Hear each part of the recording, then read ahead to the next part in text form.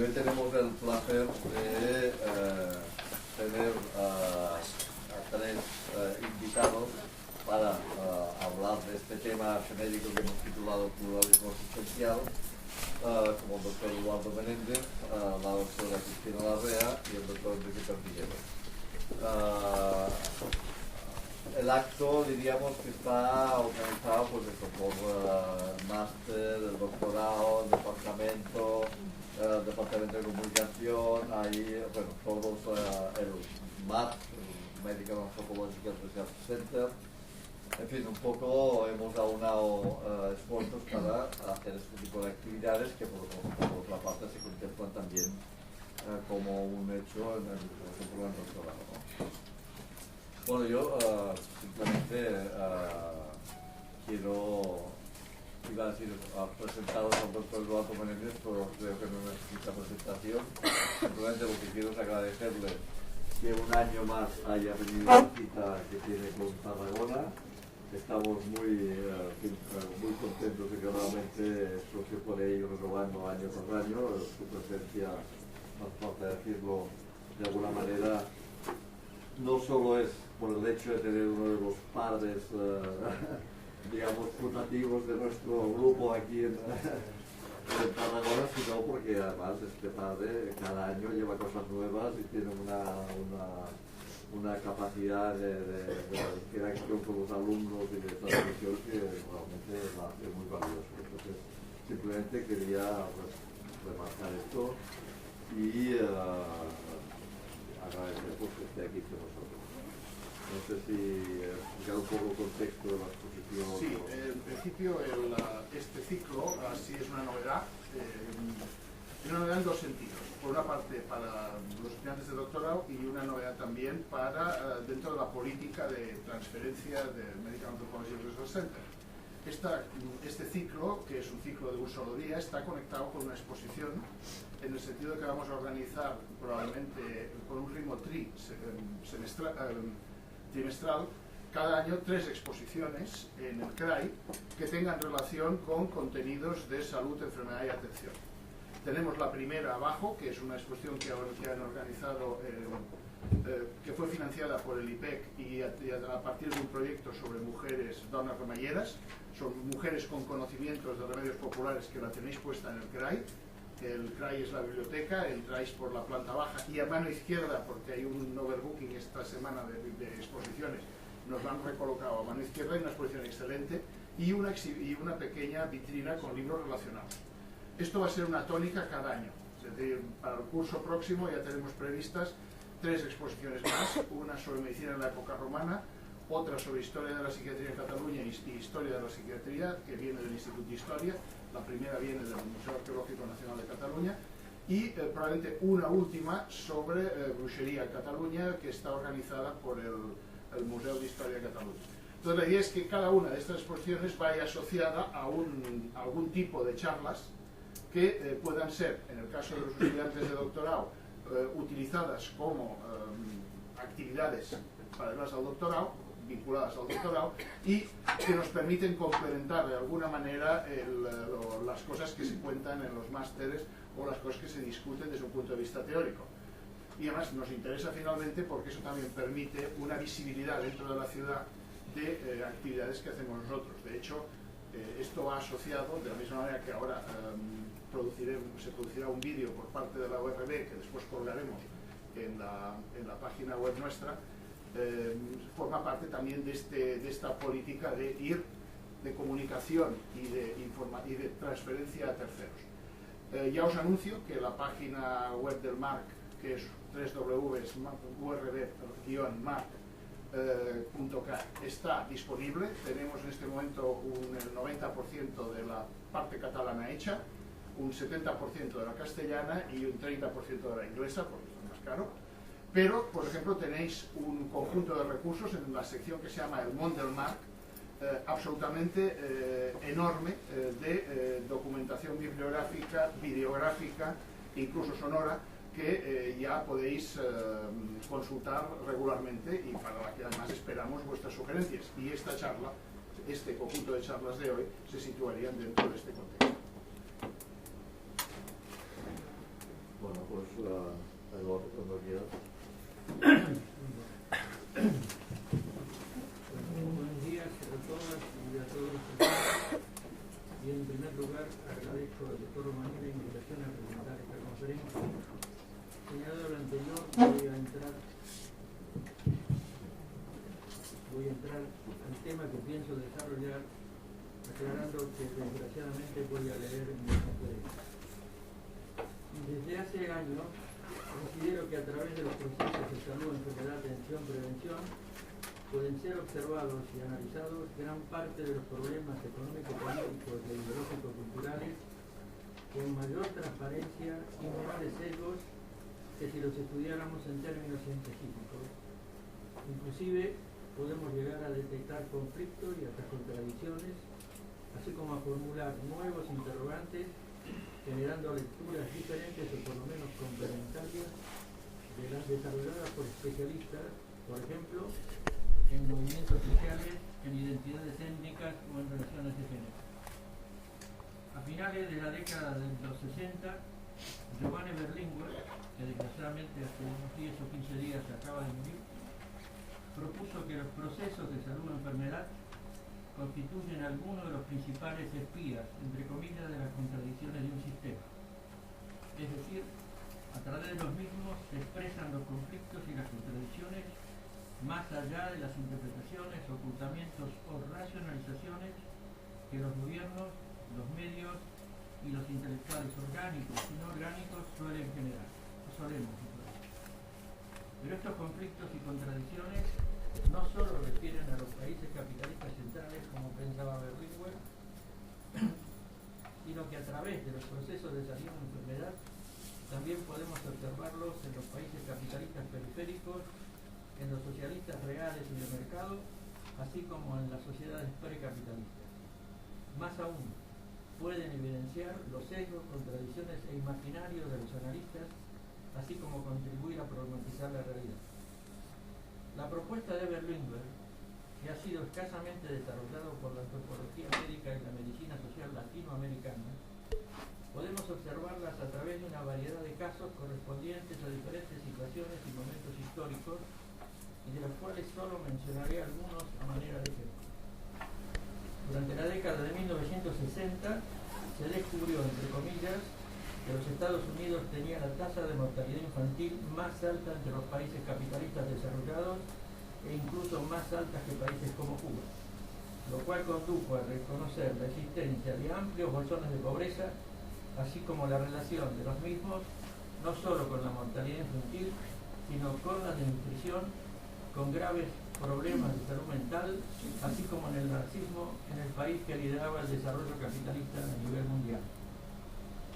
En la década siguiente, es decir, los 70, los datos epidemiológicos referidos a mortalidad general e infantil y a desnutrición evidenciaron un fuerte deterioro económico y de salud en las zonas musulmanas del sur de la antigua URSS, vaticinando, eso lo vaticinaron epidemiólogos norteamericanos en los 70, la emergencia de fuertes conflictos políticos y étnicos que últimamente se dieron.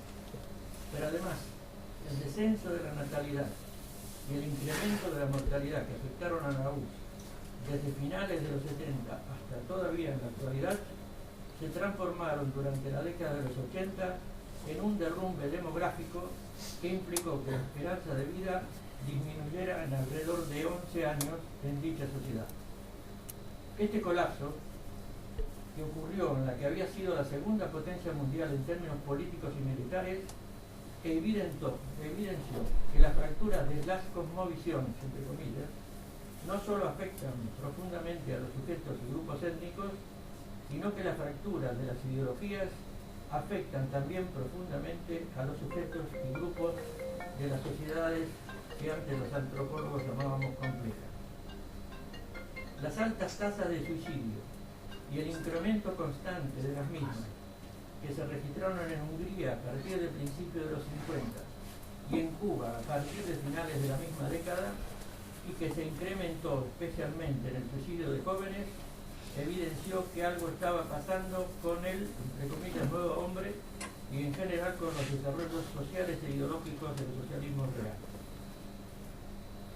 Si algo expresa la mercantilización de casi todo por el capitalismo, es el desarrollo actual de la biomedicina, sobre todo en ciertos países que en forma directa e indirecta ha convertido en mercancía todo producto y acción biomédico, inventando incluso padecimientos o impulsando el uso de medicamentos casi sin control o con controles permisivos. Más aún, mercantilizando la vida desde el nacimiento a través del notable incremento de los partos por cesárea, hasta una muerte que trata de prolongarse hasta que el sujeto y o su seguro médico aguante. Una parte de los críticos al capitalismo, en comparación con esto que estamos señalando, parece añorar cada vez más a las sociedades pre o no capitalistas por varias razones, y especialmente por la relación con la, entre comillas, tierra que habrían desarrollado dichas sociedades, dado que tendrían un trato sagrado y conservacionista de la misma.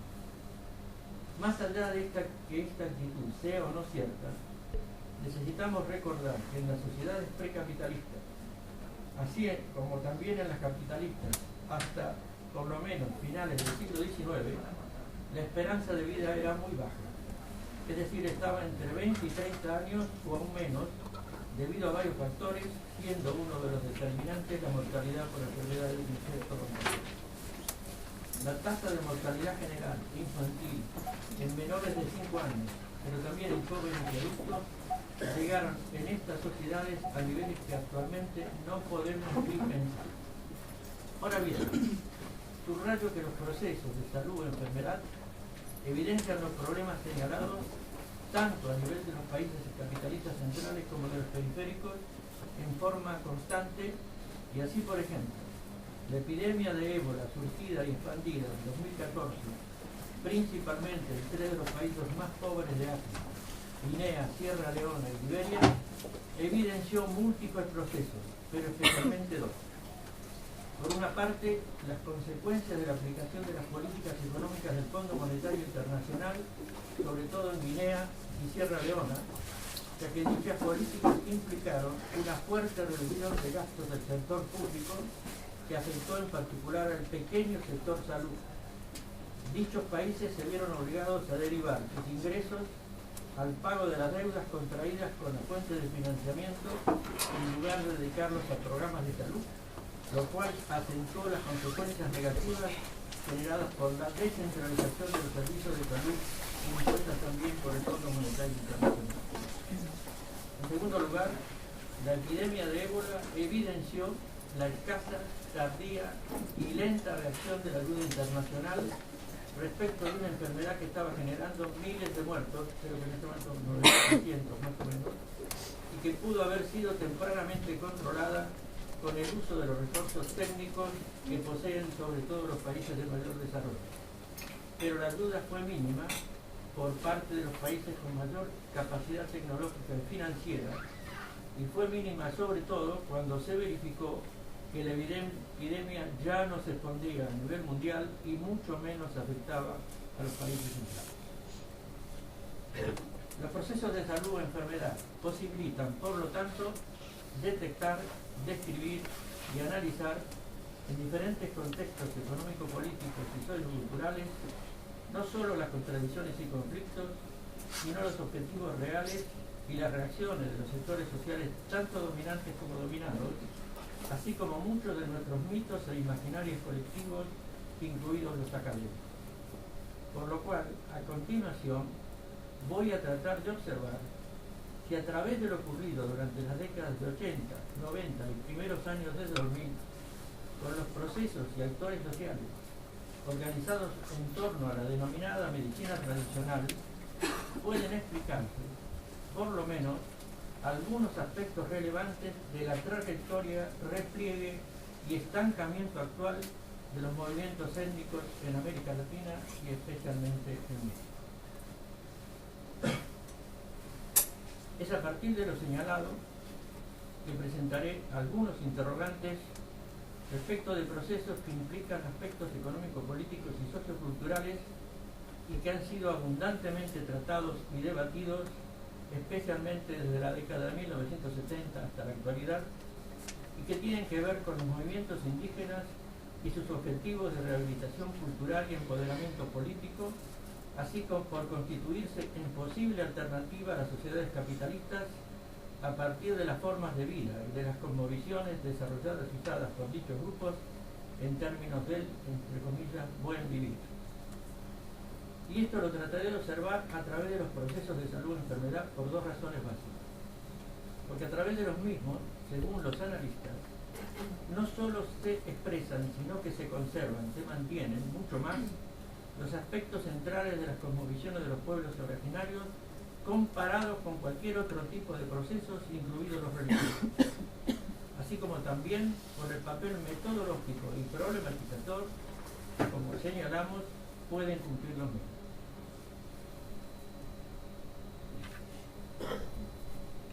Desde finales de la década de 1960 se desarrollaron diferentes concepciones sobre las principales características de los movimientos indígenas que se estaban organizando y que tuvieron una fuerte presencia, sobre todo en ciertos países de América Latina, durante las décadas que van de 1970 a 1990. Algunos de los procesos que más se discutieron fueron los que tenían y tienen que ver con las identidades, cosmovisiones y pertenencias étnicas, y que dieron lugar al surgimiento de varias orientaciones teórico-ideológicas y también políticas que no vamos a desarrollar ahora por falta de tiempo. Ahora bien, ¿cómo afectó la identidad, cosmovisión y pertenencia de los grupos étnicos de América Latina y en particular de México la constante expansión y penetración de la biomedicina? Y cuando digo biomedicina, no solo me refiero a la existencia de servicios biomédicos y a la aplicación de programas preventivos, sino también al uso de productos, prácticas y concepciones biomédicas en la vida cotidiana de los grupos étnicos, más allá de que existan o no servicios de salud biomédica. Todo indica que los miembros de por lo menos gran parte de los grupos étnicos mexicanos utilizan cada vez más la biomedicina. Que dichos grupos solicitan la instalación de centros de salud y sobre todo de hospitales de tipo biomédico en sus comunidades. Que las poblaciones reconocen cada vez más que sus hijos se mueren de gastroenteritis y no de mal de ojo, o por lo menos de ambos padecimientos. Que en las tiendas, inclusive de las pequeñas comunidades, parajes de 100, 200 habitantes, existen analgésicos y vitaminas. Más aún, una parte de las mujeres indígenas, cuando pueden, utilizan toallitas higiénicas durante sus periodos menstruales y pañales desechables para sus pequeños hijos. Así como también vemos que los grupos étnicos utilizan no solo prácticas, sino concepciones biomédicas, articulándolas con sus propios saberes a través del continuo proceso de autoatención que caracteriza a los pequeños grupos. Y respecto de estos procesos, necesitamos observar si los sujetos y grupos desarrollan una concepción biomedicalizada, mantienen la que fundamenta la identidad y cosmovisión tradicional, entre comillas, de los mismos, o generan representaciones y prácticas que articulan sus formas tradicionales y biomédicas de una nueva manera.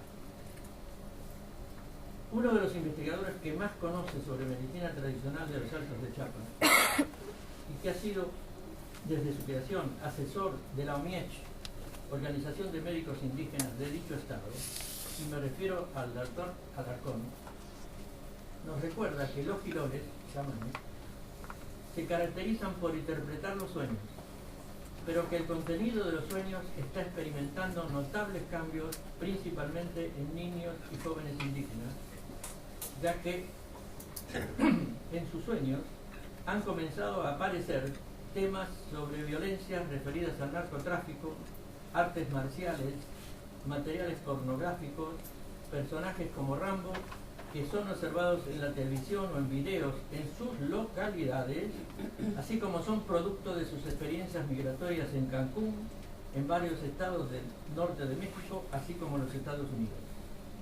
Si bien los giloles siguen interpretando los sueños, lo hacen a partir de ciertas concepciones y contextos que ya no corresponden a lo que ahora sueñan los niños y jóvenes.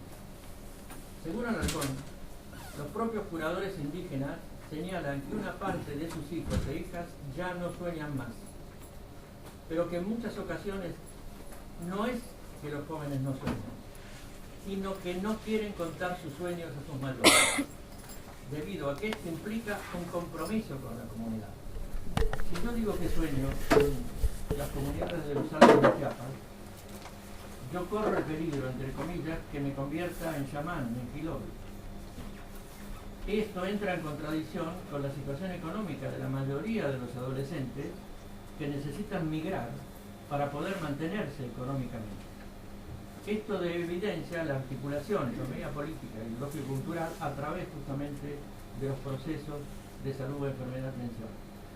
La OMIECH, esta organización, ha hecho inclusive un video que se llama El último chamán, porque en poco tiempo no quedan chamanes. En Yucatán, en amplia zona donde yo trabajé durante muchos años, prácticamente la mitad del territorio yucateco y en las zonas más tradicionales ya no quedan chamanes desde hace varios años.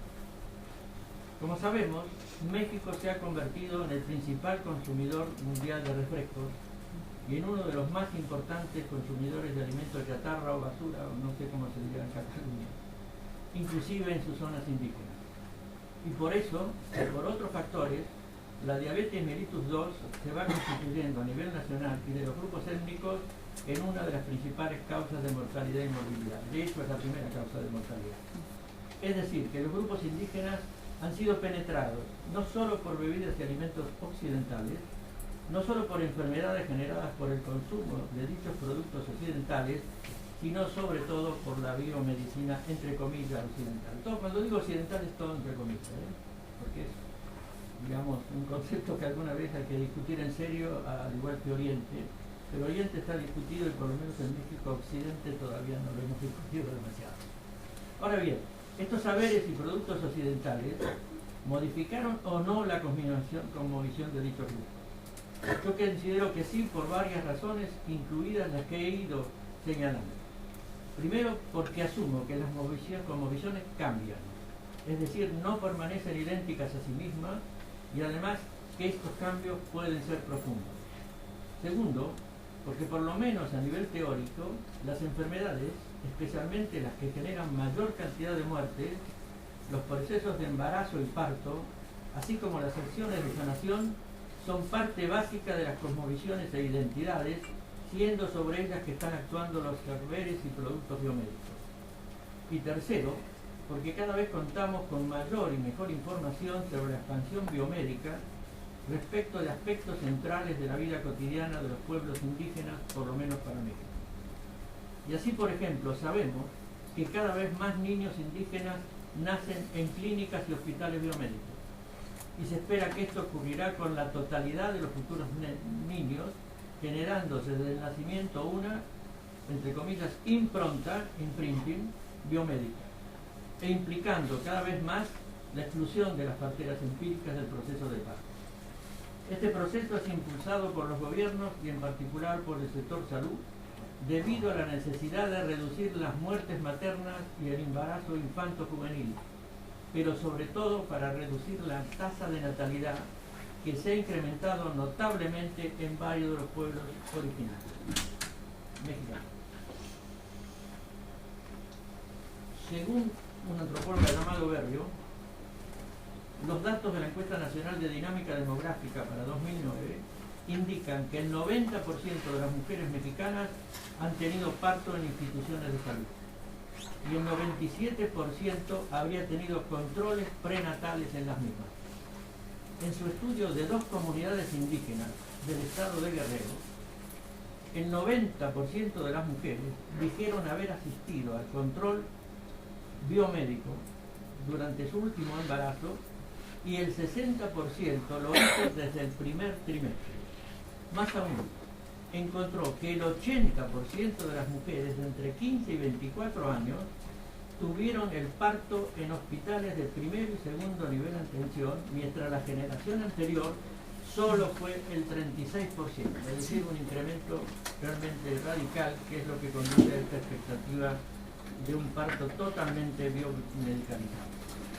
Berrio inclusive encontró que en las jóvenes indígenas no solo aparecen normalizados el uso de análisis de laboratorio y ultrasonidos, sino que manejan los conceptos de riesgo obstétrico y factores de riesgo. y esto ocurre en el Estado mexicano con mayor mortalidad infantil.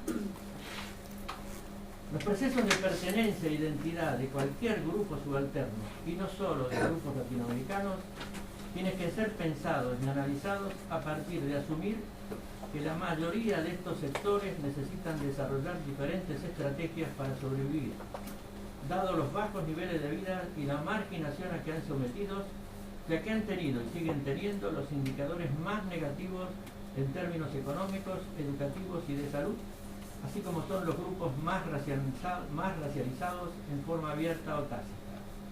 Por lo cual, tienen que valerse de todo aquello que esté a su alcance y les sirva para, entre comillas, aguantar las situaciones a que han sido sometidos.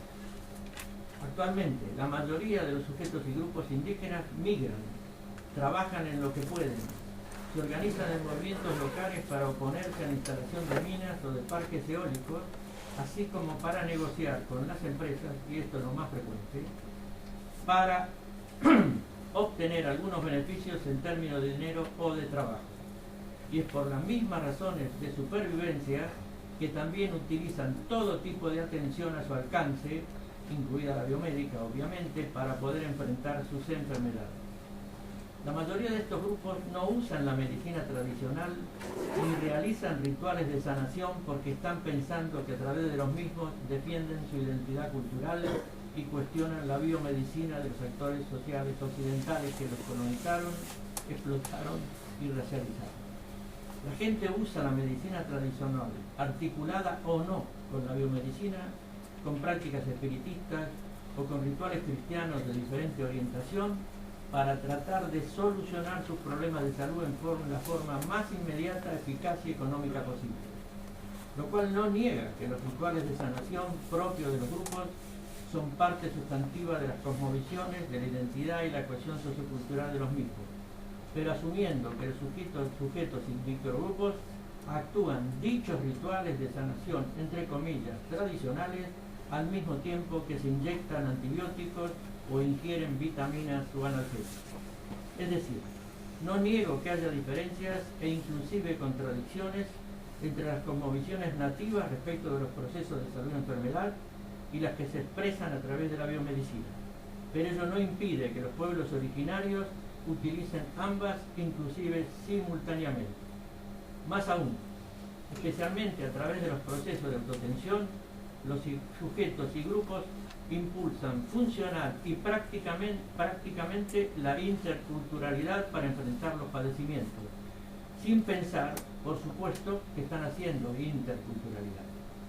Desde hace 40 años, o más o menos, sostengo que la mayoría de los sujetos y grupos étnicos de México puede ser que tengan contradicciones en términos de cosmovisión respecto de la biomedicina, pero no las tienen en términos de práctica, lo cual no ignora que existan conflictos culturales y también sociales, sino que los mismos necesitan ser pensados desde la vida cotidiana de los sujetos y grupos.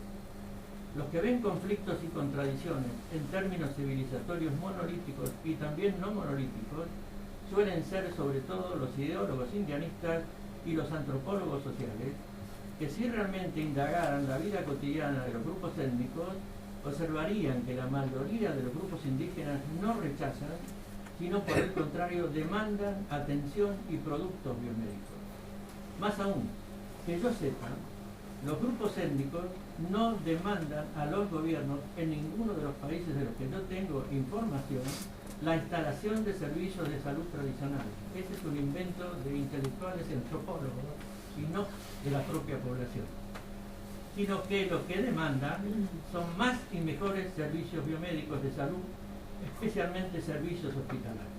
Lo que rechazan, porque sí rechazan, frecuentemente en forma callada, es el tipo de relación médico-paciente, el maltrato del personal de salud, el racismo que les imponen las instituciones, el darse cuenta de que la mayoría de los médicos que se instalan en sus comunidades no les interesa para nada vivir en esas comunidades.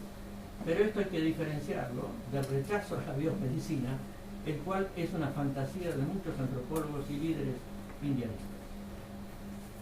Ahora bien, ¿qué significan en términos de identidad pertenencia, de evolución, pero también de subjetividad, los procesos mentales, dado que los mismos pueden estar indicando cambios sustantivos hacia formas occidentales, como sería el caso de la creciente mercantilización de los curadores tradicionales. Puede ver la paradoja de que en una comunidad indígena una partera cobre el doble o el triple de lo que le cobran en el centro de salud. Y esto no es una anécdota, esto desgraciadamente es una constante.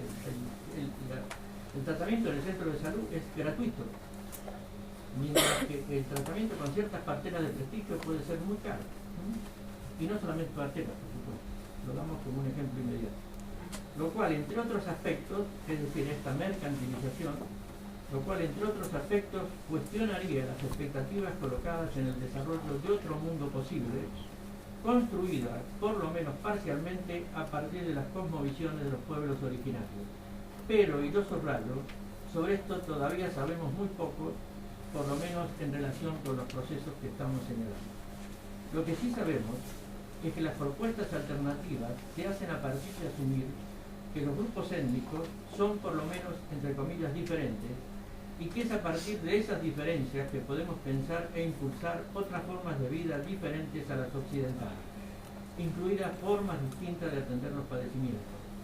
Y no cabe duda que en los grupos étnicos existen diferencias, pero no solo respecto de la sociedad no indígena, sino respecto de otros grupos étnicos. Pero ¿en qué consisten en términos de cosmovisión, identidad, subjetividad estas diferencias, como para a partir de las mismas impulsar otros mundos posibles, incluidas otras formas de atención de los padecimientos? Y respecto a este aspecto nuclear, y lo subrayo, por lo menos desde los procesos de salud, enfermedad, atención, prevención, observo que las propuestas son, por lo menos hasta ahora, básicamente de tipo ideológico y de muy escasa precisión técnica y de una fallida concreción práctica, como voy a tratar de desarrollar en lo que sigue. En varios momentos, durante el siglo XX, surgieron en México movimientos ideológicos políticos, inclusive armados, que intentaron modificar la situación de explotación, marginación y subordinación a que estaban sometidos los sectores subalternos. Pero hasta la década de los 70, dichos movimientos no se hicieron nunca en nombre de la etnicidad. Pese a que en ese momento México tenía un 95%, sobre todo al principio del siglo XX. Considero que por lo menos una parte de las organizaciones de curadores tradicionales que subrayan la identidad étnica diferencial y en algunos casos opuesta a la cultura y a la filosofía occidental, y que plantearon no solamente formas paralelas de atención de la enfermedad, sino que también reclamaron autonomía para asegurar las orientaciones propias del trabajo, forman parte justamente de estos movimientos sociales. Es importante subrayar que casi todas las organizaciones de curadores tradicionales emergieron como paralelas a la biomedicina y no como opuestas, aunque en algunas experiencias se acentuaron las críticas y diferendos, no solo respecto de la biomedicina, sino de otras propuestas profesionales y académicas. Y así, por ejemplo, recurro a algo que posiblemente la mayoría de ustedes lo sabe, cuestionaron y lograron estos grupos étnicos, curadores tradicionales sobre todo, lograron en el año 2000 la cancelación definitiva del proyecto ICBG Maya, propuesto para Chiapas por un experto norteamericano de la Universidad de Chicago, proyecto que buscaba apropiarse del saber tradicional sobre la flora regional y patentarlo a través de la acción de profesionales y empresas norteamericanas, pero asociados con centros de investigación y organizaciones mexicanas. Y esto fue detenido básicamente. Quien lo detuvo fue una organización, la OMIECH, esta organización, junto con otros grupos nacionales e internacionales. Estas propuestas críticas, si bien venían desarrollándose, como la señalada reciente de los 70, fueron en parte reimpulsadas a partir del surgimiento del EZLN en 1994, lo cual posibilitó incrementar los cuestionamientos a las políticas neoliberales, no solo en términos de cosmovisión, también en términos políticos, inclusive a partir de los procesos de salud-enfermedad. Es dentro de este proceso que durante los 80 y 90 se crean las organizaciones de curadores tradicionales en México como parte central de un proyecto de identidad y autonomía étnica.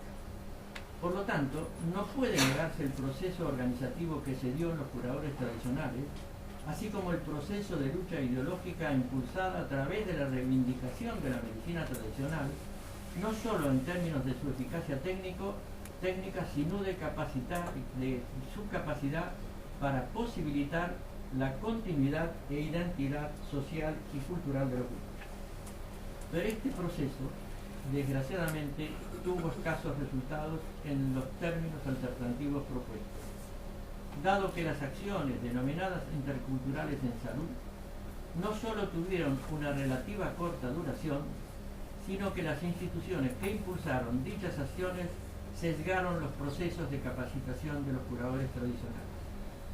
Y así, por ejemplo, tanto el Instituto Nacional Indigenista como el sector salud, en unos programas que se llamaban Infoplamar, Oportunidades, etc., impulsaron un proceso de biomedicalización del trabajo de una parte de los cuidadores tradicionales y especialmente de las parteras espíritas. Desde por lo menos mediados de los 90, el sector salud aplicará toda una serie de medidas a nivel nacional que se incrementarán en los últimos años y que irán excluyendo del parto a las parteras tradicionales al establecer que todo parto debe realizarse en instituciones médicas, por lo menos de primer nivel, y donde el parto esté exclusivamente realizado por médicos o por personal de salud acreditado profesionalmente, esto último entre comillas. De tal manera que el papel de la partera tradicional queda reducido cada vez más a ciertos controles durante el embarazo, a la educación respecto de los principales riesgos obstétricos, a la promoción del parto hospitalario y a la recomendación de uso de anticonceptivos, lo que se tradujo que en 2013 en México solo el 1.51% de los partos fueran atendidos por parteras tradicionales. Si bien en varios contextos étnicos muy acotados, la mayoría de los partos son realizados todavía por parteras, sobre todo en pequeñas comunidades, dicha situación podemos señalar que es provisional, dada la orientación dominante en las políticas de salud. Por lo tanto, no se logró integrar la medicina tradicional ni mantener las organizaciones de curadores tradicionales a partir de las propuestas de medicinas paralelas y autónomas impulsadas por el INI y por otras instituciones y grupos profesionales. En toda esta trayectoria cumplió un papel decisivo el Instituto Nacional de Investigación, el Instituto Nacional Indigenista mexicano, por supuesto, y toda una serie de profesionales progresistas que fueron los que pensaron, planificaron e impulsaron los programas de medicina paralela. Los programas de medicina paralela no surgieron de los curadores tradicionales, sino que surgieron justamente de estos grupos que estoy señalando. La reivindicación ideológica y técnica de la medicina tradicional y especialmente la creación de organizaciones de curadores tradicionales surgieron justamente de estos grupos. Prácticamente la totalidad de las organizaciones de los curadores tradicionales fue impulsada y o directamente organizada por el INI y por profesionales, en su mayoría médicos. Los antropólogos hemos sido totalmente secundarios, y no lo digo ni en sentido negativo ni positivo, a estos procesos que estoy señalando. Más aún, el Instituto Nacional Indigenista impulsó la creación de estas organizaciones a partir de concepciones que por lo menos parcialmente no correspondían a las cosmovisiones indígenas, de tal manera que la capacitación de los curadores tradicionales se hizo básicamente para la elaboración de productos y aplicación de tratamientos herbolarios, pero se excluyeron en forma radical todo lo referente a acciones mágicas y especialmente a la brujería, dado que las mismas no eran aceptadas por el sector salud, pero tampoco eran aceptadas por los financiamientos internacionales y tampoco era aceptada por el EZLN. Ahora bien, un hecho decisivo para entender lo que pasó con las organizaciones de curadores tradicionales es que no solo fueron creadas e impulsadas por el INI, sino que durante toda su trayectoria permanecieron en una situación de dependencia financiera, organizativa y técnica. Y si bien observamos intentos de autonomía en varias de estas organizaciones, como es el caso de la OMIECH, dichos intentos no solo fueron escasos, sino que concluyeron, salvo excepción, en el repliegue o desaparición de estas organizaciones. Y una de las razones básicas de este proceso fue la reducción o directamente la falta de financiamiento. Es decir, estas organizaciones, así como los procesos de capacitación, fueron pensadas e impulsadas desde fuera de los grupos étnicos y por profesionales que no pertenecían a los mismos, aun cuando habían establecido relaciones a veces muy profundas con los grupos étnicos. Los objetivos y las actividades, así como los congresos y talleres, fueron propuestos, financiados y coordinados por los asesores y no por los curadores tradicionales, lo cual no niega que una parte de dichos curadores tuvieran una participación activa en el desarrollo y mantenimiento de los objetivos de estas organizaciones e intentaran darle continuidad a las mismas.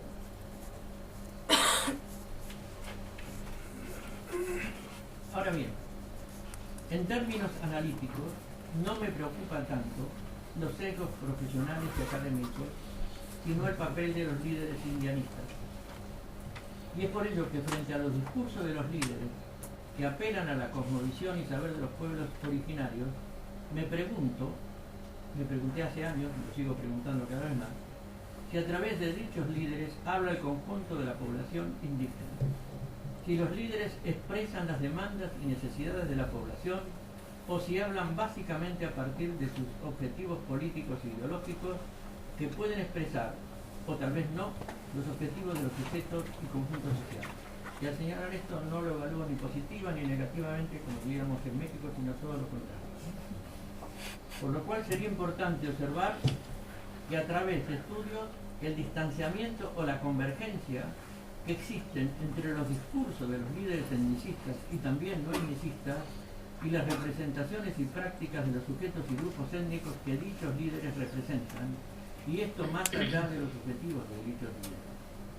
Considero que en función de sus propios objetivos, una parte de los líderes se distancian cada vez más en sus discursos, y subrayo lo de sus discursos, de las prácticas de la población, por lo menos respecto de los procesos de enfermedad. Pese a que dichos líderes saben de los usos cada vez más constantes de la biomedicina por los grupos étnicos. Aclaro que no estoy proponiendo que el saber del pueblo, entre comillas, es el correcto y no el de los líderes, sino que lo que me interesa es establecer el saber de los sujetos y grupos que operan en la realidad, si los mismos se oponen en la práctica a los usos biomédicos y si los líderes trabajan o no con dichos saberes o los reformulan ideológicamente en función de sus propios objetivos. Considero que una parte de los líderes políticos y de los intelectuales orgánicos, si bien saben de la expansión y del papel hegemónico de la biomedicina y de sus efectos positivos o por lo menos contradictorios sobre los padecimientos que más afectan a las comunidades indígenas, sin embargo tienden a sostener a nivel de discurso político la defensa de una, entre comillas, tradicionalidad que opera en términos ideológicos como justificación de sus propuestas etnicistas, sin desconocer por ello el papel de la biomedicina, pero colocando el peso del discurso en la tradicionalidad. Y este discurso complementario, que no doble discurso, es el que por una parte posibilita el mantenimiento ideológico de una identidad étnica propia y al mismo tiempo incluye lo que la población indígena hace realmente en la vida cotidiana, es decir, utilizar tanto lo tradicional como lo biomédico, así como también expresa los mecanismos ideológicos culturales a través de los cuales se logran o se tratan de lograr ciertos objetivos políticos.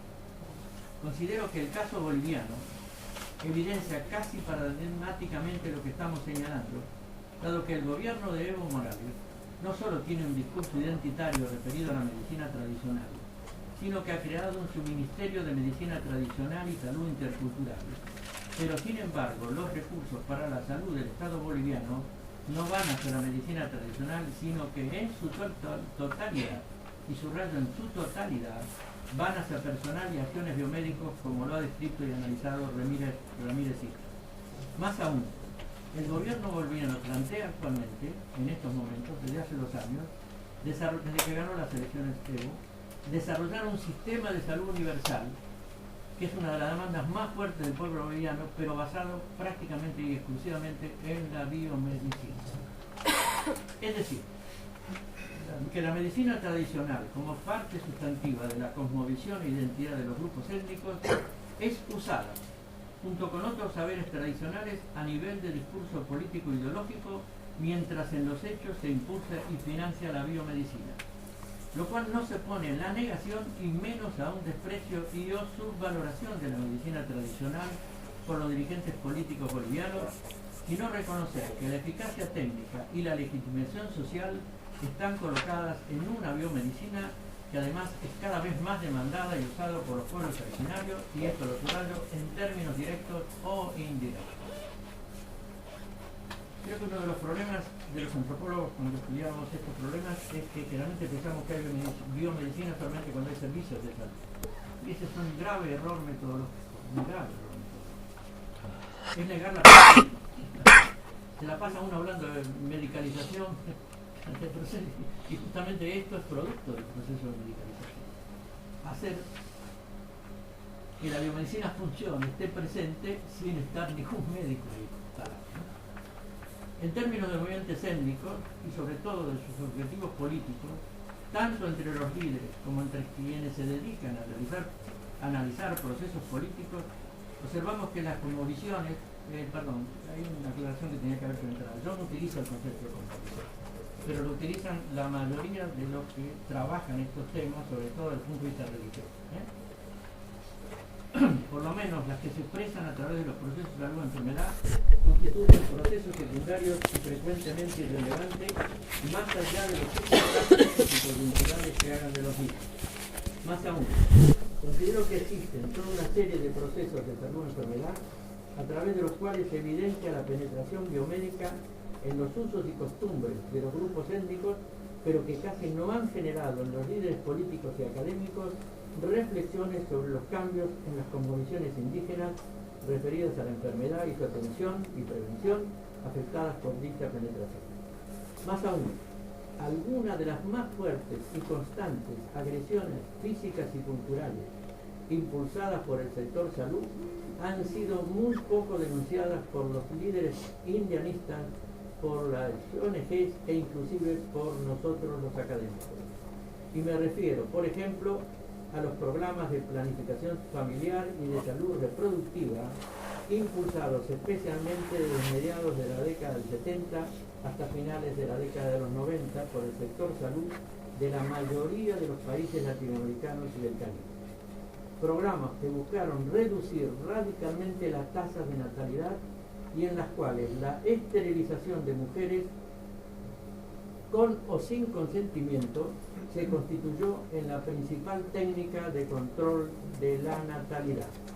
Ahora bien, ¿por qué la mayoría de las organizaciones no gubernamentales afines y no afines a los grupos étnicos y que inclusive trabajan sobre salud reproductiva denunciaron y se opusieron tan poco a las esterilizaciones?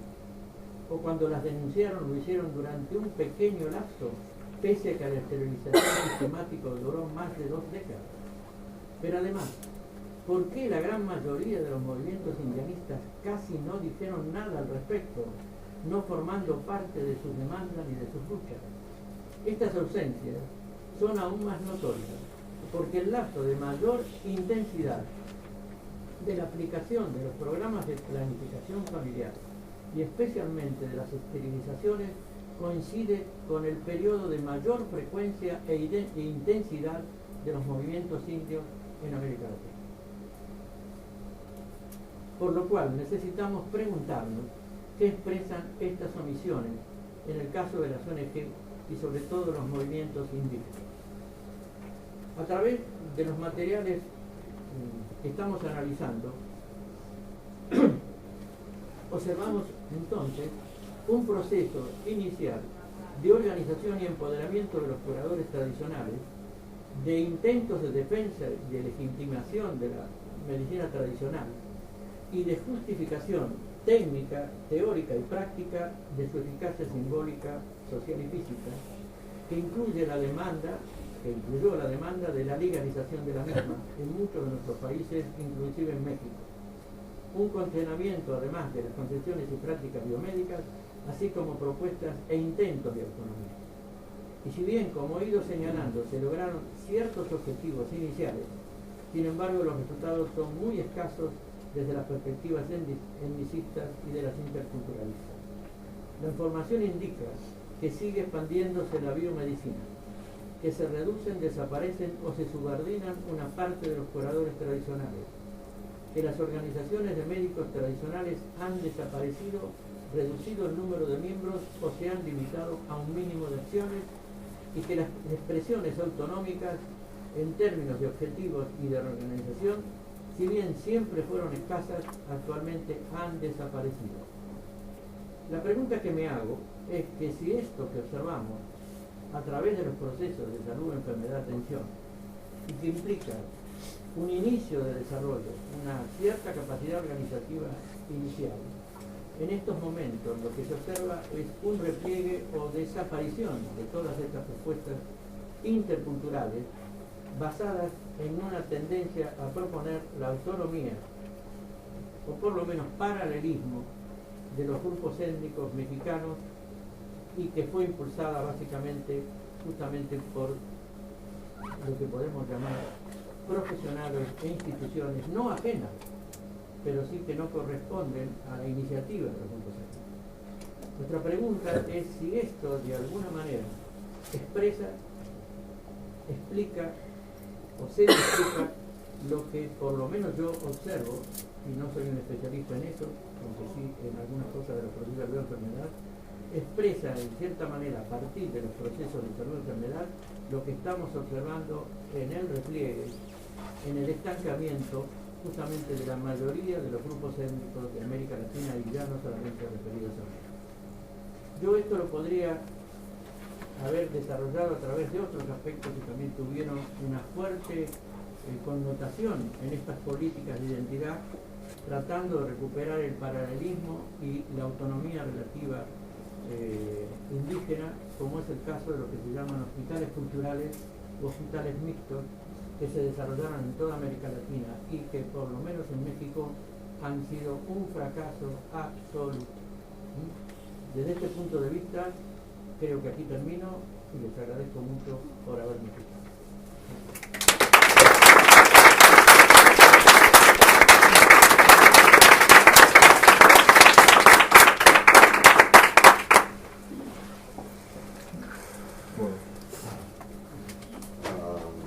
Tenemos todavía unos 20 minutos para el debate, o sea que quien quiera empezar con alguna pregunta, observación, comentario, intervención, etcétera, etcétera, estáis invitados a hablar. Yo quería saber, Gordo, ¿por qué no usas la palabra composición? ¿Por qué haces esta diferencia cuando quieres saber todo esto? Mira, creo que no lo uso porque yo me formé dentro de un ambiente historicista, que son los creadores del concepto de cosmovisión, son fundamentalmente teóricos alemanes. Y el concepto de cosmovisión, de entrada, te lega algo así como una cosa muy estructurada, muy organizada, que no tiene ninguna cosmovisión. Es decir, de entrada es que me obliga, y es lo que hace, lo que ha ocurrido con muchos antropólogos que se dedican a cuestiones de enfermedad o a cuestiones religiosas, a andar buscando una coherencia que no hay ninguna cosmovisión que la tenga. No sé si está claro lo que te digo. Es decir, si yo uso cosmovisión, directamente voy a tratar de buscar una estructura fuerte que represente la identidad, y eso ya me mató de entrada. ¿No está claro o no? Es decir, yo tuve que leer mucho, además por los que eran mis profesores, tanto en la mayoría de mis profesores de filosofía eran neokantianos, pero la mayoría de mis maestros en antropología o los líderes teóricos eran más bien cristianos, neokantianos. Y desde ese punto de vista justamente nos daban esta noción de estructuración que yo comencé justamente a cuestionar a partir de la segunda etapa de Ernesto de Martino, después a partir de mi propio trabajo y del trabajo de los compañeros. Y cuando uno va con la idea de cosmovisión, trata de buscar, vuelvo a decir, una coherencia, una estructuración, y además la busca como que todo el mundo la tiene que tener. Entonces, cuando fulanita la tiene, qué contento. Si fulanito no, el equivocado está final, es fulanito. En vez de decir, no, acá hay incoherencia, lo que el equivocado es Pepito. Y eso ya de entrada a uno le hace perder. Por eso cuando se escribe en términos de cosmovisión, yo reconozco que tengo un presupuesto crítico de entrada. Este hombre anda buscando el patrón ideal, la norma ideal, en vez de tratar de buscar lo que realmente ocurre en la realidad. No sé si más o menos.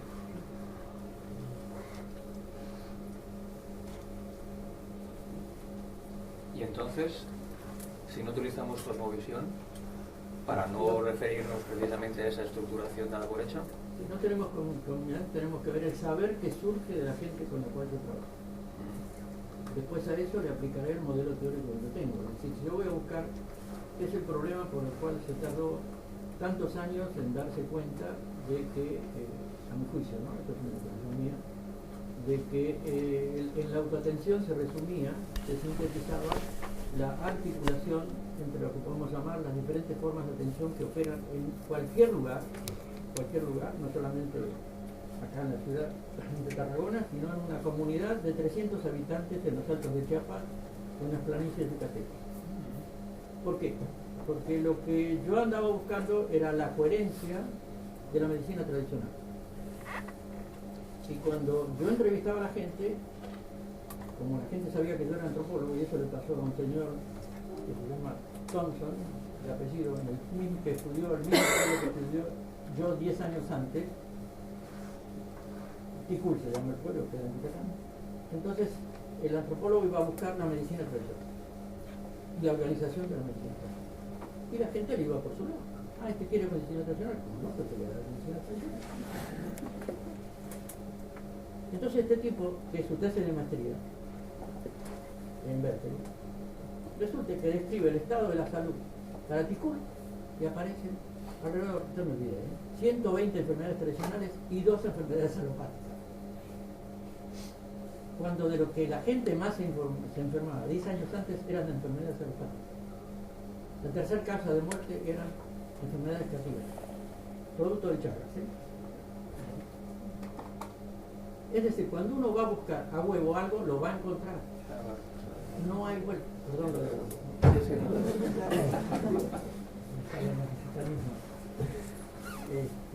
entonces lo que hay que buscar, aún con los presupuestos que uno tiene, porque esto no quiere decir que yo no vaya con presupuestos, es la dinámica social que opera a partir de lo que yo claramente me planteé. Eduardo, bueno, primero muchas gracias por tu conferencia. Yo me he quedado con ganas de saber más sobre, cuando hablas del chamanismo, el último chamán y todo esto, has hablado en algún momento de mercantilización, poniendo el ejemplo de las prácticas. A mí siempre me fascina esto de cómo determinadas prácticas, curanderías, etcétera, tradicionales, se transforman en mercancía y entran en circuitos de globalización, a veces con gran éxito. Algunos han llamado eso la indigenización de la modernidad. A mí no me convence porque no es evidentemente una indigenización. No es una práctica chamánica tradicional, es otra cosa. Es una mercancía y está funcionalizada y resignificada en esa relación consumidor-mercancía. Mi pregunta sería, por ejemplo, en el DF o en núcleos urbanos, ¿se percibe esto? Me imagino que sí, de alguna manera. Incluso puede ser para grupos elitistas o que hacen una idealización del mundo maya o una idealización de determinadas cosmovisiones, sistemas. No sé si hay alguien que lo haya estudiado allí. Si... No, sí. Lo que ocurre es que sí, ahí tenemos que partir de la realidad mexicana, que es sumamente compleja en muchos aspectos. Es decir, no tenemos, por ejemplo, México es un país que hasta a mediados de los 70 era básicamente un país rural, la mayoría de la población vivía en medio rural. Es decir, más o menos desde los 40, principios de los 50 se da un fenomenal proceso de migración que que hace que la Ciudad de México, igual que las grandes ciudades, pero en particular la Ciudad de México, que crece inmensamente, es una sociedad que permanentemente llegan grupos indígenas que pasan a ser, entre comillas, mestizos, se urbanizan y a la segunda generación son de F, son de Peña. Pero ¿qué ocurre? Ocurre que esto implica una trayectoria por la cual México, en cualquier mercado de México, aún de los de clase alta, tú encuentras hierbas tradicionales, pero no por lo New Age, no por lo nuevo, sino porque por la persistencia de la medicina tradicional. Esto nos está en vías de reducción, no el uso de las medicinas, de las hierbas, está en reducción la capacidad técnica que van teniendo las familias para poder identificar aquello que tiene que ser tratado con medicina tradicional. Yo estoy en este momento dirigiendo una tesis totalmente que trabaja en un suburbio de clase media baja, Usaja, de la Ciudad de México, donde prácticamente las chavas más jóvenes que tienen hijos, sin embargo ya casi no pueden identificar empacho y mal de ojo y ya no lo, y curar no pueden. En vez de sus mamás sí. Entonces desde este punto de vista estamos todavía, aún a nivel de grandes ciudades, en un proceso de transición. Ahora, con respecto a lo que otros señalan, sí, el neochamanismo, ¿no? Brasil además está mucho mejor que, o más no mejor que en México, sí es un proceso, digamos, de una velocidad realmente impresionante. De ahí que lo que yo suelo decir, y lo iba a decir, pero no tengo tiempo, digamos, es que una de las continuidades de la medicina tradicional es justamente la resignificación en términos de neochamanismo, pero que en algunas características ya tiene muy poco que ver con el. Inclusive, por ejemplo, en México, en Yucatán, que ha sido siempre el estado con mayor proporción de población indígena, y sigue siéndolo, y donde los chamán están desapareciendo, una parte de ellos ahora están en el chamanismo, pero ahora se hacen llamar sacerdotes, y ya visten más a la hindú o a la oriental que con el traje macho. Y además, ¿por quién están apoyados? Por la Dirección de Turismo. La Dirección de Turismo. Es decir, gran parte de la ley en muchos estados mexicanos, pero no solamente mexicanos, hablo de mexicanos porque en México tiene mucho que ver con la industria turística. La industria turística se basa en la comida tradicional, en la religión tradicional, en la curación tradicional para hacer ¿qué? Viajes turísticos de ir a la verdad. Esto no quiere decir, porque si no estaría diciéndolo mal, que hay todavía gran parte de nuestros grupos para los cuales esto, como diría alguien que utiliza el concepto, es parte muy nuclear de la cosmovisión. Son todos procesos, son todos elementos en procesos de cambio. Que no quiere decir que hay una especie de disputa en México, y creo que en varios países de América Latina, por lo que me han dicho algunos compañeros de Perú, de Chile y de Brasil, hay una especie de disputa como que no, que la medicina tradicional desaparece, no, que no desaparece. Una especie de absurdo en términos de que son lógicos, se puede ver, sí, la cosa cambia,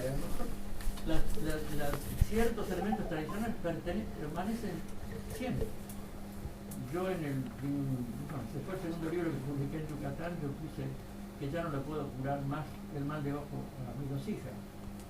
Y yo, que nací hace ya mucho tiempo, a mí en 1938-39 me curaban el mal de ojo en lo que esa era la ciudad más grande de América, en número que era Buenos Aires, ya no. Es decir, y ahora prácticamente sigue habiendo. ¿Por qué? Porque sigue habiendo mucha migración de grupos indígenas, no solamente nacionales argentinos, sino sobre todo bolivianos, paraguayos, que siguen permanentemente incorporando algunos de estos saberes que se van a resignificar localmente. Lo que tenemos que tener en la nación es, si es que nos interesan los procesos de salud enfermedad, más allá del mal tradicional, es decir, el proceso permanente de cambio y de resignificación, de apropiación por los diferentes grupos, que creo que es a un antropólogo lo que le interesa, sobre todo si está planteando cuestiones de salud enfermedad, atención, no solamente de la medicina tradicional, sino articulado con el saber médico.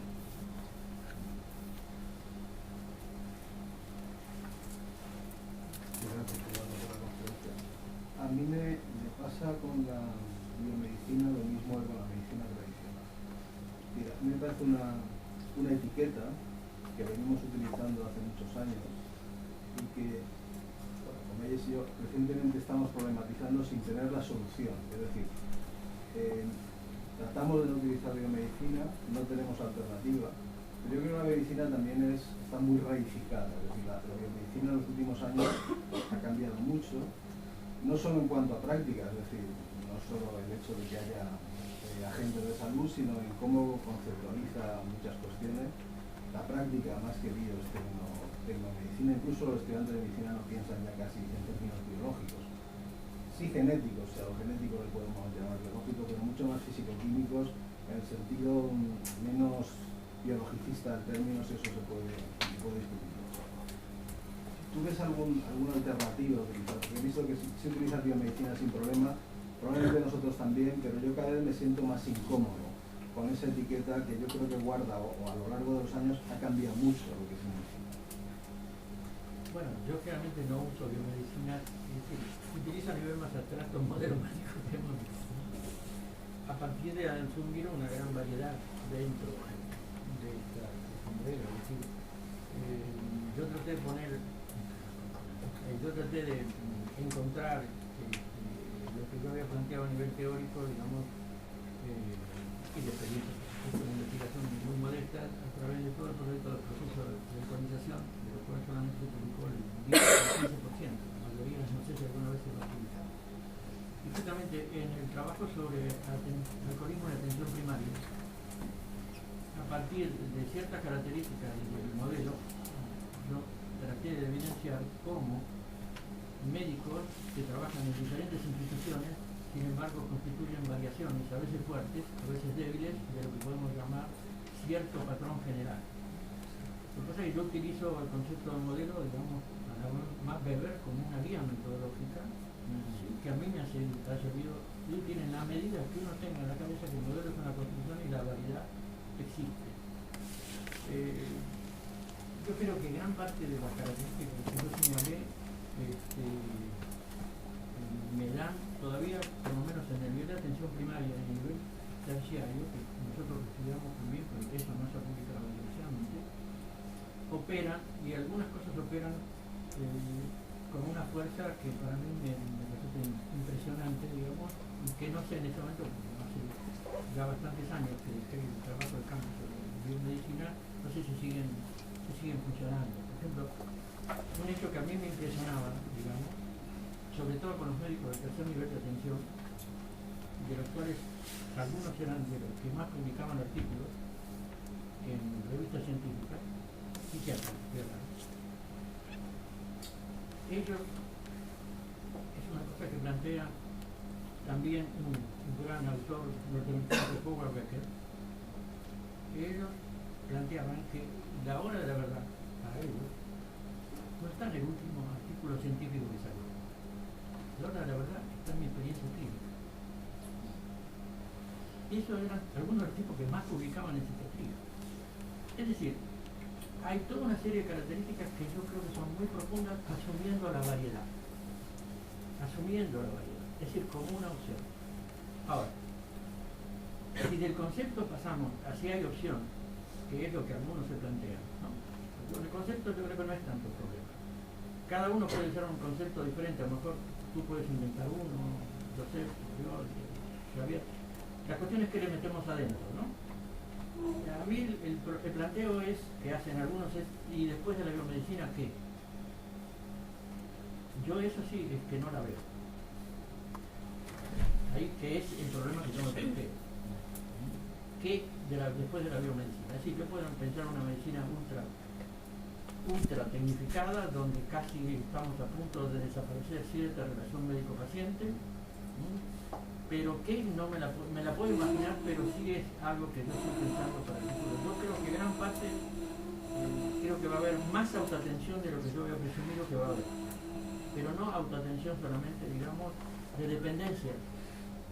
De toda la autoatención hay un proceso dialéctico, es un proceso que en cierta manera implica dependencia con el sector salud.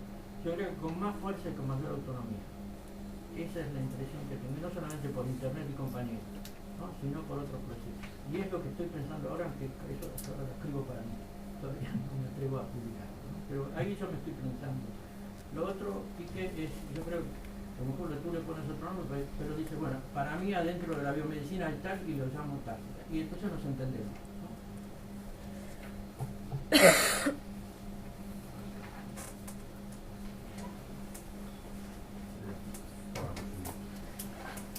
Hay un hueco que siempre en el discurso de la penetración de la biomedicina en las comunidades, de la evolución de la medicina tradicional y sus ejercitantes, que nunca lo veo representado aquí. Es que yo estudié medicina, la patología la dividían en dos trozos muy grandes, una la patología médica y otra la patología en biología, que resulta que en los últimos 50 años esa parte, que puede ser técnica pero también es de ejercicio, tiene un volumen muy importante. ¿Cómo se maneja en estos ámbitos la eficacia de los procedimientos, de los diagnósticos y los procedimientos quirúrgicos, que ocupan una parte muy grande de la salud, ¿no? Es decir, que no sé, las fracturas, las quemaduras, las heridas, los tumores, las deformidades, todo eso va a parar al cirujano. Y el cirujano o tiene una estructura, que además de un cirujano anestesista, un quirófano, o no es.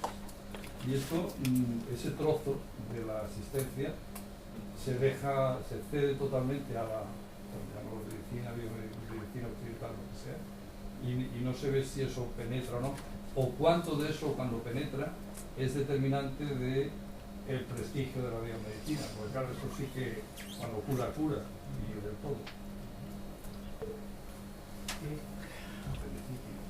No, es decir, prácticamente los sistemas más complejos, entre comillas, la medicina tradicional, siempre han desarrollado especialidad, ¿no? En la mayoría de los países de América Latina, sobre todo en grupos de campesinado para arriba, con organización social y productiva, siempre han creado ciertas categorías de curadores. Una de ellos es el del huesero. Y el huesero sabe mucho de traumatología, pero mucho. Hay una tesis de doctorado en México, dirigida por el doctor Roberto Campos, una persona bastante conocida, donde describe y analiza el trabajo de dos hueseros que están instalados en el centro de la ciudad, que tienen una demanda brutal. Estos tuvieron tal demanda que hicieron una sucursal en una ciudad que está a 50 kilómetros de Toluca. Y siguieron teniendo tal demanda que a una cuadra y media se puso una clínica quirúrgica biomedical para poder llegar a un paciente. ¿Qué ocurre? Ocurre que esta eficacia pasa en lo que podemos llamar cierto proceso de colocación. Hoy te comentaba que a mí me operaron de cadera y que mi traumatólogo me hizo toda una serie de recomendaciones. Pero ocurre que en mi trabajo, la persona que estaba encargada de la parte de asistida, Silverio, era huesero. Muy eficaz. No, desgraciadamente Silverio se jubiló y él sigue trabajando huesero, pero yo le perdí. Vive en uno de los pedregales, pero no. Entonces, las cosas que me hacía este hombre, que me hacía ver como un loco, me retorcía y que no, pero ahí te vas a llegar. Creo que una parte sí me sirvió. Lo que pasa es que yo en estudio no medí, no se me entiende. Y los estudios antropológicos generalmente no miden qué es, sino que lo que tienen es la percepción tanto del curador como del paciente, o que no me hizo nada, o que me curó, etcétera, etcétera. Es decir, hay toda una serie de especialidades que sí han demostrado capacidad. Junto con la de huesero tenemos la de culebrero. Es decir, se sabe el antídoto para cada uno de aquellas mordeduras de víboras o picaduras de alacrán que son más frecuentes en un área determinada. Desgraciadamente este es un saber que se está perdiendo, pero que es producto justamente de una tradición muy, muy práctica. Son aquellos que, y esto sí es interesante, son aquellos que tienen el menor estatus en la comunidad. El menor estatus social de los curadores en la comunidad pasan por los que tienen más habilidades técnicas, físicas, Las comunidades de más importancia, ¿a qué? A los que tienen más habilidades técnicas de conocimiento, entre comillas, religioso médico. Es decir, el que sabe arreglar algo prácticamente, sí, no, es importante, y si yo tengo, voy, pero con un chamán o con un brujo, muy por abajo. Y las comunidades hacen frecuentemente, por lo menos en México, frecuentemente evaluación. Entonces, desde ese punto de vista, lo que te quiero decir, sí está considerado, porque además hay muchas, te digo una descripción porque esta la doy permanentemente en clase para que la gente lo lea. El problema es que dentro de nuestra trayectoria no hace, como antropólogos o sociólogos, digamos, psicólogos sociales, no hacen o no hacemos este tipo de medición como para saber hasta dónde se llegó en esta habilidad para poder reducir problemas. México tiene, como gran parte de los países de América Latina, más una gran tradición en digitocultura propia, con elaboraciones y tradicionales propias, como habitación del dolor. Por ejemplo, Silverio también lo ha manejado. El drama es, justamente, para ir con las cosas que me diciendo, cuando el INI, Instituto Nacional, forman para capacitar a curadores tradicionales, en vez de tomar en cuenta la digitocultura mexicana, agarra y enseña digitoculturas orientales. Delirio.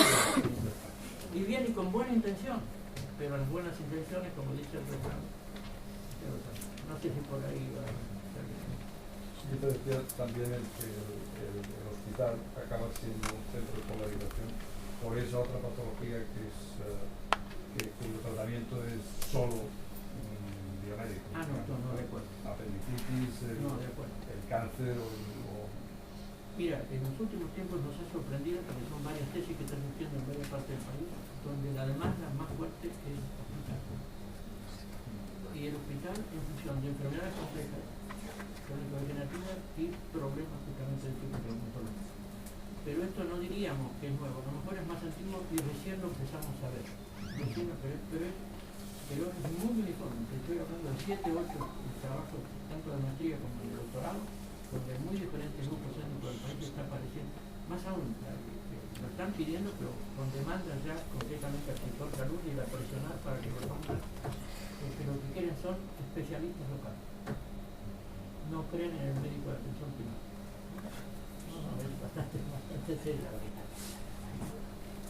Bueno, última palabra. Un comentario, por ejemplo, el mundo de los fisioterapeutas. Yo no he visto que los antropólogos se hayan interesado jamás, pero han pasado cosas bastante curiosas. Por ejemplo, la osteopatía, que estaba considerada una secta rara, en estos momentos está incorporada en los planes de estudio de todos los fisioterapeutas que se matan por hacer maestrías de osteopatía. Pero en cambio nosotros no lo miramos como un campo, aunque en esta sala solamente hay varios que están estudiando antropología. Un curso tierno. Sí. Bueno, muchísimas gracias, Eduardo. Ya a las 12 retomamos con la conferencia de